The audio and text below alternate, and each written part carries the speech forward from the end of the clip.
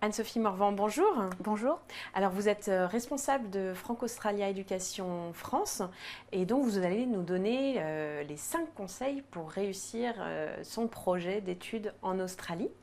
Premier conseil peut-être qu'on peut donner, réfléchir, anticiper son projet?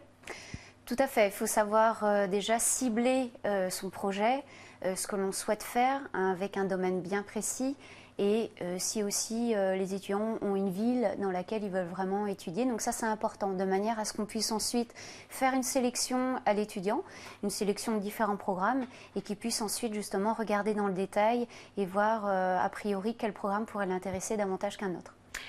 Ensuite, le point important, c'est celui du niveau d'anglais. Alors, quels conseils on peut donner pour ça? Le niveau d'anglais, c'est vrai que c'est toujours le point un peu difficile pour certains étudiants. Il faut savoir que l'anglais est essentiel. C'est l'une des conditions d'admission pour les étudiants en Australie.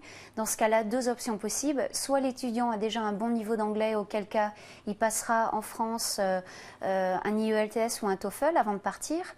L'autre option, si l'étudiant estime que son niveau est un peu trop faible, ce sera de partir plus tôt sur place et de faire une remise à niveau d'anglais dans le centre de langue de l'université ou du centre de formation qu'il aura sélectionné. L'étudiant ensuite doit évidemment, enfin le candidat, remplir son dossier d'admission. Alors comment ça se passe? Au niveau du dossier d'admission, il y aura plusieurs éléments à nous fournir. Non seulement le formulaire d'inscription de l'université, le nôtre, celui de Franco-Australia Éducation, et également un CV en anglais, une lettre de motivation, ainsi que tous leurs bulletins et diplômes depuis le baccalauréat.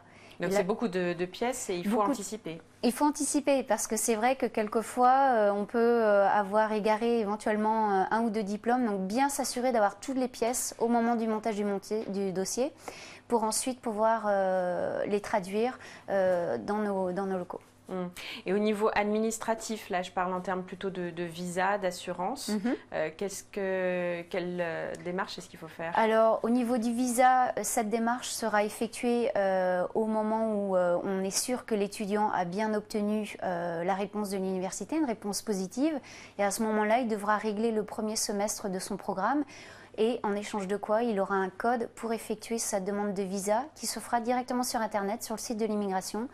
Pas besoin de se déplacer du tout. Donc il aura un email qui fera office de visa sous quelques jours. Donc c'est assez rapide, mais il faut s'en occuper. Mais il faut quand même, oui, s'en charger.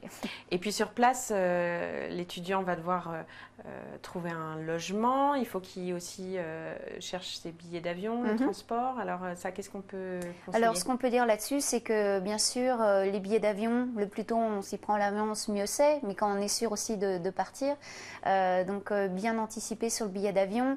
On a des partenaires et on met en relation nos étudiants avec des agences. Après, quitte à eux justement de faire leur choix. Au niveau du logement, plusieurs options. Donc soit ils ont pris une résidence étudiante, dans ce cas-là on les aidera dans toutes leurs démarches. Sinon l'autre possibilité aussi c'est une famille d'accueil ou alors un logement temporaire qui est possible aussi, le temps de trouver une colocation une fois sur place. Auquel cas l'étudiant prendra quelques nuits dans une auberge de jeunesse. Anne-Sophie Morvan, merci pour tous ces conseils. Merci à vous.